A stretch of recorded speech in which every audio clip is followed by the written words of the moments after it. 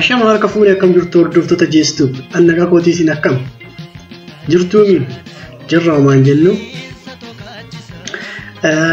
viidiyoo darbe keessatti barnoota xiqqoo ishii argamne turre barnoonni kunis barnoota kompiitaraa afaan oromootiin akka qabadee dhufu viidiyoo san keessatti isinitti beektura jechuudha maarree har'a akkuma viidiyoo darbe keessa waadaa seenee abskoo barnoota san qabadee dhufeeradhu maarree kanaafuu isinis namoonni toora chaanelii kanaatiif haaraa taatan toora chaanelii kanaa subscribe godhaa miseensa taasisan jedha horoon miseensa taatan immoo viidiyocha hanga dhumaatti daawwadhaa isin jedha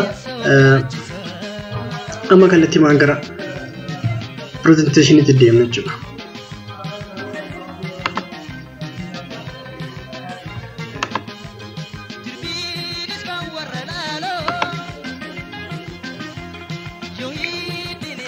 Akkuma argaa jirtan maduree barnoota kompiitaraa afaan oromoo kutaa tokkoffaa jedhu jalqabne ture jechuudha viidiyoo keessatti arrammoo mata duree jalqabaa mata duree tokkoffaa kompiitarri maali kan jedhu ilaalla jechuudha.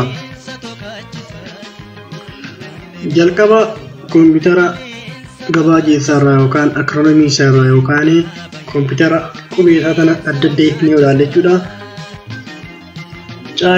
Common yodat or in the more operating yodat emin machine yodat pin the more particularly used for team technical education and research jechuudha. Kanaafuu gabaajeen kompiitara kana common operating the machine particularly used for technical and education research jechuudha.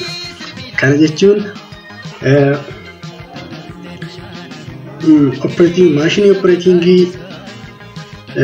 waloo ta'ee keessumattuu kan fayyadu qorannoo ogummaa adda addaa fi barnootaatiif kan fayyadu jechuudha kompiitara jechuudha gabaajee isaa jechuudha.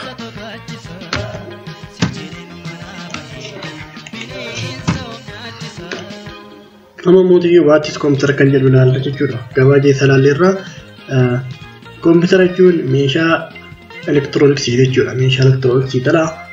Kompiitarri jaarraa 19ffaa keessa nama Charles Babbage jedhamuun develop kan ta'e jechuudha. Kompiitarri data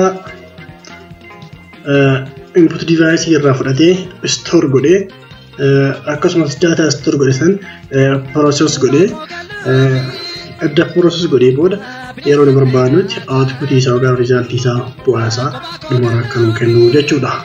Akkuma argaartan kunuus biratti input store process godhee umarratti mootiyyuu output isaa kan kennu kompiitara jechuudha. Kanaafuu maarree kompiitara jechuun meeshaa elektirooniksii ta'eerra kompiitarri jaarraa 19ffaa keessa nama Charles Babbage jedhamuun develop ta'e jenneerra. Kanaafuu yeroo biraa hin dagattan jechuudha. Viidiyoo biraa viidiyoo ittaan waa'ee bu'aa kompiitaraa wajjin ilaalla jechuudha. Hangasiifuu namni toora chaanelii kanaaf haaraa taatan kottaa subscribe godhaa maal taasisan jedha.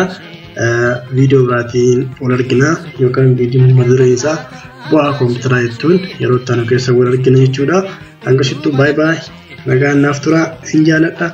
Garuu namni toora chaanelii kanaaf haaraa taatan ammas kottaa subscribe godhaa maal taasisan jedha. Galatoomaa bye. Inifatina video kun barnoonni kun gaggabaabatti inifatina barnoota sirdii firii gadi fageenyaan keessumattuyyuu mata torbaffaa irratti components of computer irraa kaanii qaamni kompiitara kan jirtu kaanii sirriitti ilaalla jechuudha. Kana wantoota tokko tokko bichaa gaggabaabsinee dubbataa biraa deemna. Kanaafuu viidiyoo ittaan hanga walitti nagaan nuuf tura. Galatoomaa bye wal arginaa. Ciao.